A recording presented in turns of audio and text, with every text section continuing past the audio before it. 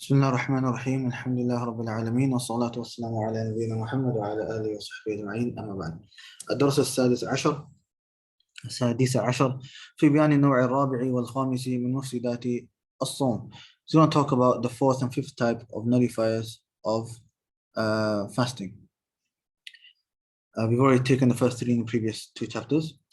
The fourth is extracting blood. So for النوع الرابع, I'm just going to summarize like I did yesterday. So whether that's through hijama or donating blood or whatever it may be, that breaks, according to the Shaykh, that breaks the that breaks the fast. Due to the hadith, أفطر الحاجم والمحجوم. That the hajim, the one doing the hijama, al-mahjum, and the one upon whom the hijama is done upon, after meaning iftar, meaning the fast is broken or they're not fasting. So that's due to that hadith. And they mention a statement of Shaykh al-Islam, because there is difference of opinion on this, and I don't want to go into depth. But there is another hadith of Prophet ﷺ where he Bukhari إنه احتجم صلى الله عليه وسلم وهو صائم محرم. So fasting, and he was a muhrim in Hajj. However, Imam Ahmad and other ulama, they said that actually the part Sa'im is incorrect. That's a ziyada by the narrator, which is incorrect. And what's actually correct is وهو محرم. The person did it while she was a muhrim, instead of ihram, Hajj or Umrah, and not actually fasting. So it's not fasting. So if that's the case, then we can't say the person or fasted while she was traveling. Sorry, Prophet did hijama while he was fasting. Rather, he didn't. So we stick to the hadith after al-hajimu wal-mahjum. If you're bleeding naturally, you fell down, you hurt yourself, nosebleed, anything like that, then that's fine. But you should still be wary and be cautious of those scenarios. The next is vomiting intentionally. Vomiting intentionally breaks your fast. If you do unintentionally, then it's fine. And the reason we mentioned Shaykh al-Islam basically mentions because it makes the person weaker. It generally makes the person weaker. Then he mentioned a few things which are makruh. So مبالغة في المضغة والاستنشاق.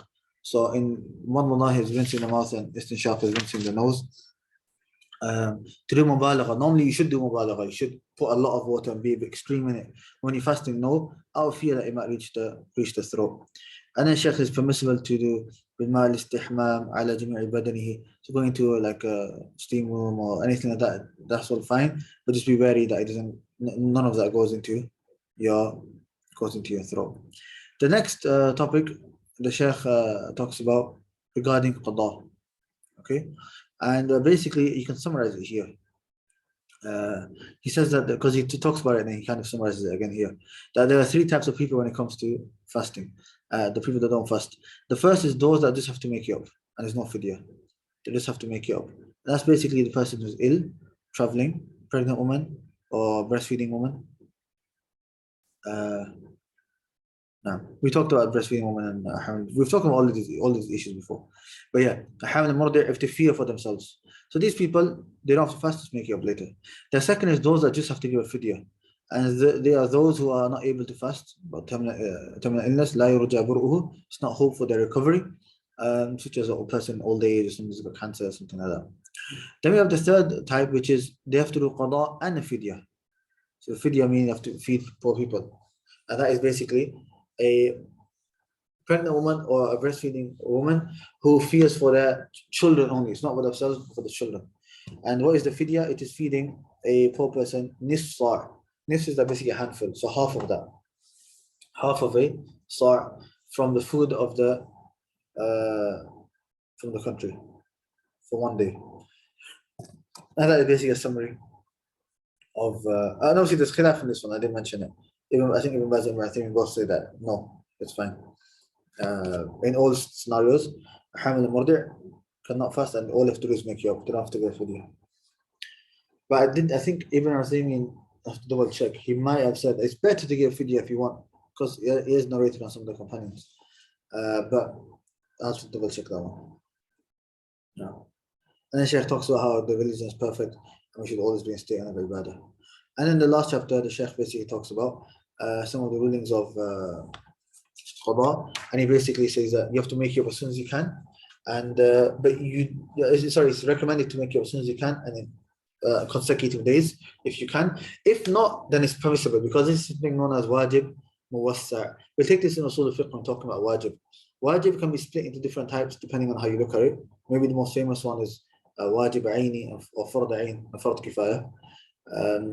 That's if you're looking at upon whom is obligatory.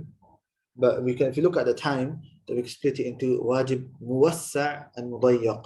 Muwassa' is like vast, so you got a vast time to do it. So it's not restricted to a certain time. Like your salah. Salah is muwassa' in the sense that, let's say dhuhr from 1 till 4. You have anywhere 1 till 4 to do it. And one definition they give for muwassa' is that you're able to do the act of ibadah more than once in that time.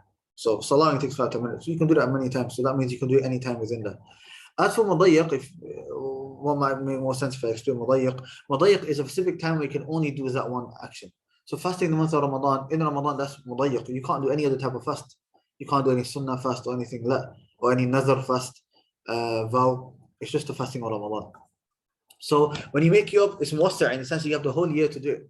You have the whole year to do it. I mentioned the hadith of Aisha that she wasn't able to accept in Sha'ban, so that's when she did it. However, it's best not to do it, it's best to do it as soon as possible. And then the Shaykh talks a bit about what if you pass away. So basically, if you had an excuse and you weren't able to make it by the next Ramadan, if you had an excuse like actually couldn't, if you had a valid excuse, then it's okay, then you make it up after Ramadan. If you don't have an excuse, that's a grave sin, and then after Ramadan you have to make it up and also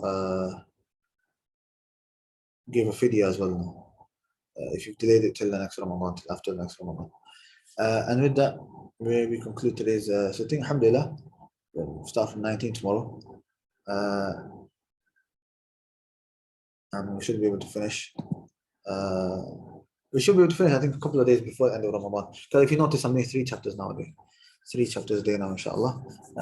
Because right at the end, the Sheikh's got some fatawa and stuff which are extra, so I don't have enough time to do that as well.